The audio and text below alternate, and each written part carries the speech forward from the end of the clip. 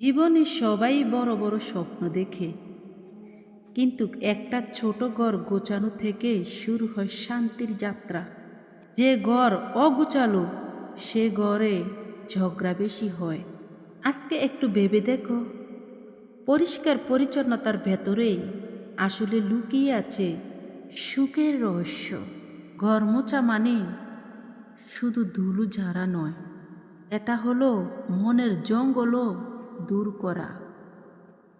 একটা পরিষ্কার পরিবেশ যেমন আমাদের নিঃশ্বাস নিতে সাহায্য করে, তেমনি আমাদের চিন্তা ভাবনাও পরিষ্কার রাখে। মনে রেখো, অগোছালো পরিবেশ মানেই অগোছালো মন।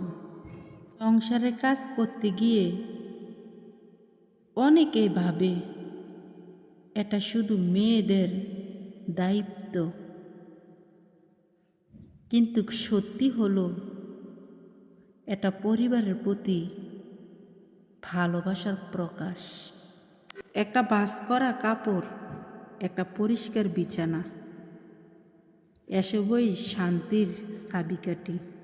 যে সংসারে সবাই নিজ নিজ কাজ করে, সেই সংসারেই হাসি খুশি বেশি থাকে। এটা কয়জনে বুঝে? ঘর গোছানো, মোছামাছি, রান্নাবান্না, এগুলা আসলে কোনো কষ্টেই নয়।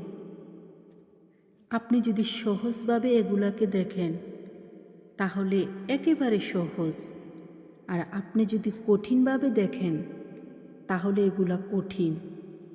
আমার মনে হয় না যে সংসারের কোনো কাজ কঠিন। নিজের সংসারের কাজ নিজেকে করতে হবে। এগুলাকে কঠিন ভেবে অগোছালো করে রাখবেন না।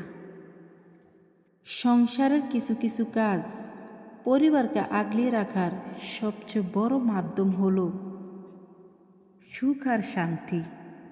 আর হ্যাঁ, সংসারের কাজকে বোঝা না ভেবে ভালোবাসা দিয়ে কাজ করলে জীবনটা হয় অনেক শান্তি আর সুখেরময়। আশা করি আমার ভিডিওটা যদি আপনাদের ভালো লেগে থাকে তাহলে লাইক, কমেন্ট, শেয়ার করতে ভুলবেন না।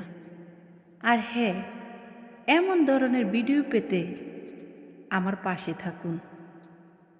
আমার ভিডিওগুলো যদি ভালো লাগে তাহলে এমন ধরনের ভিডিও নিয়ে আবারও হাজির হব আপনাদের মাঝে। আজকের মতন বিদায় নিলাম। সবাই ভালো থাকবেন, সুস্থ থাকবেন। আল্লাহ হাফেজ। আসসালামু আলাইকুম।